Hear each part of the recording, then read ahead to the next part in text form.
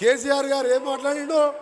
14 ఎలక్షన్ల బస్సు యాత్రలో మా బాలునాయక్ గారు ఉన్నారు. 33 కిలోమీటర్లు అయింది, పూర్తి చేసుకొని ఇక్కడనే కూర్చుంటా, సొరంగంలో నీళ్ళు తెప్పిస్తా, అప్పటి వరకు ఇడికెళ్ళి జరగా అన్నాడు. పూర్చేటికైందో ఒక్కసారి సొరంగం దగ్గరకు వచ్చి చూడడం లేదు. కానీ మన గౌరవ ముఖ్యమంత్రి, గౌరవ పెద్దలు, మా సోదరుడు ఇరిగేషన్ శాఖ మంత్రి, మన జిల్లా వాస్తవుడు నన్ను పిలిచి, నువ్వు ఆ రోజు పట్టుబట్టి పులిచింతలకు 3వ పంటకు నీళ్ళు ఇస్తుంటే నువ్వు అడ్డం పోయినావు, ఈరోజు రాజశేఖర రెడ్డితో కొట్లాడుకొని తెచ్చుకున్నావు, నువ్వు అమెరికా పోయి ఆ బేరింగ్ తీసుకురాని నాకు ఎంటబడి పంపించి ఆ బేరింగ్ తీసుకొచ్చినాం, ఫిట్ చేసినాం, స్టార్ట్ చేసినాక ఎవరు కన్ను పడో దుర్మార్గుల కన్ను, అది దురదృష్టవశాత్తు కూలిపోయి 8 మంది ప్రాణాలు పోవడం చాలా బాధాకరం. దానికి నజరు పడ్డది. ఆ నజరు మామూలు నజరు కాదు, ఈ దొంగల నజరు పడ్డది. అది కంప్లీట్ అయితే ఎక్కడ పేరు వస్తుందో, కాంగ్రెస్ పార్టీ పేరు వస్తుంది, రేవంత్ రెడ్డికి పేరు వస్తుంది, ఉత్తమ్ కుమార్ రెడ్డి గారికి పేరు వస్తుంది, కోమటిరెడ్డికి పేరు వస్తుంది. అన్నిటికంటే ఎక్కువ నల్గొండ జిల్లా ప్రజలకు ఫ్లోరైడ్ పోతే వాళ్ళ కడుపు మంచిగా ఉండదు. 10 ఏళ్ళల్లో 6,000 కోట్లు ఖర్చు పెట్టావు.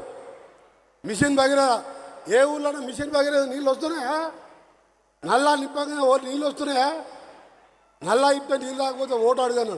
సిగ్గు లేకుంటే ఊళ్ళలో తిరుగుతుంది. ఇంకా మీ అందరికీ చెప్తున్నా, 2028 ఆగస్టు నాటికి ప్రపంచంలోనే పొడవైన సొరంగం గౌరవ ముఖ్యమంత్రి గారి చేతుల మీదుగా నీళ్లు పోపించి నల్గొండ జిల్లాలో 4 లక్షల ఎకరాలకు ప్రతి ఎకరానికి సాగునీరు.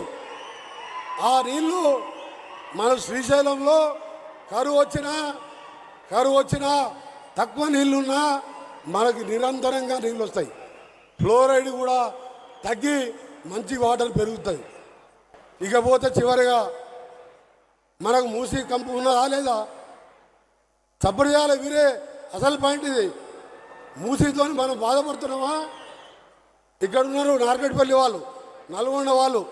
మూసీతోని మనకు ఫ్లోరైడ్ కింద, పైన హైదరాబాద్ డ్రైనేజు, పనుకునే పరిస్థితి లేదు, లంగ్స్ ఖరాబ్, క్యాన్సర్ రోగాలు. దానికోసం మనం అడగలే, దేవుని భక్తం వరాలు ఏమని. ఇవాళ 30 లక్షల మంది ఎవరు పోయి ముఖ్యమంత్రి గారిని ఆ మూసి బాగు చేసి మంచినీళ్ళు ఉత్పత్తి చేయని చెప్పి అడగలే మనం. కానీ ఇవాళ పట్టుబట్టి మూసి ప్రక్షాళన చేపట్టి ఇవాళ పనులు చేపడితే దానికి కూడా కుళ్ళే.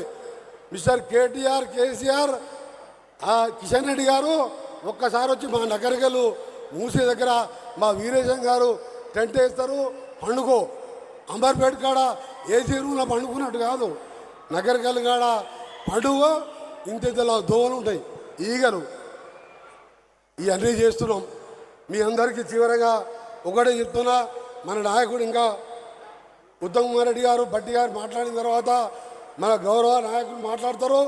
నేను ఒకటే, మనకు తప్పకుండా నల్గొండ అంటే ఏది? పోరాటాల జిల్లా. పోరాటం అంటే నల్లగొండ. చాకలి ఐలమ్మ, మల్లు స్వరాజ్యం, రావి నారాయణ రెడ్డి, ఆఖరి కొండా లక్ష్మణ్ బాబూజీ.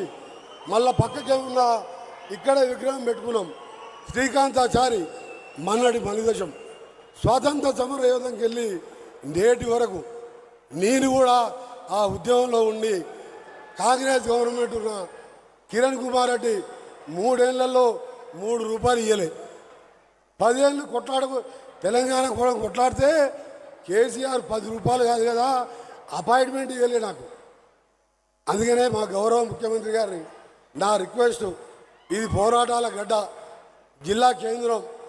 లక్ష్మణ్ బాబూజీ మంత్రి పదవిని మనం తీసుకోలే. 94 ఏళ్ళ వయసులో దీక్ష చేసి ఢిల్లీలో. నా పరిస్థితి కూడా అదే ఉన్నది. కాబట్టి మా జిల్లాకి, నా కాన్స్టిట్యూన్సీకి ఉత్తమ్ కుమార్ రెడ్డి గారు, ఉత్తమ్ క్యాప్టెన్ అసలు నన్ను అడగనిక్కలేవు కదా.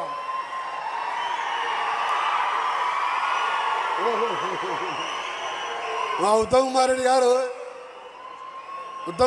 గారు అసలు నా డిమాండ్ చెబుదామంటాకే మన ముఖ్యమంత్రి గారిని మాటలలో పెట్టిండు. ఏడ శాంక్షన్ చేస్తున్నాడు వెంకరెడ్డి గారి. అందుకనే చెప్తున్నా, మా గౌరవ ముఖ్యమంత్రికి రిక్వెస్ట్, తెలంగాణ ఉద్యమంలో నాకైతే సాటిస్ఫాక్షన్ ఉన్నది, తెలంగాణ వచ్చింది. కానీ నా కాన్స్టిట్యున్సీ 3 ఏళ్ళు కిరణ్ కుమార్ రెడ్డి కేసులు కూడా పెట్టించి నా మీద నిధులు ఇవ్వలేదు. 10 ఏళ్ళు అయితే ఈ రాక్షసుడు దొరగారు అసెంబ్లీలో ఆ స్వామి ఓడి నేను కొట్టిందే లేదు, నా పదవి వీకేసిండు.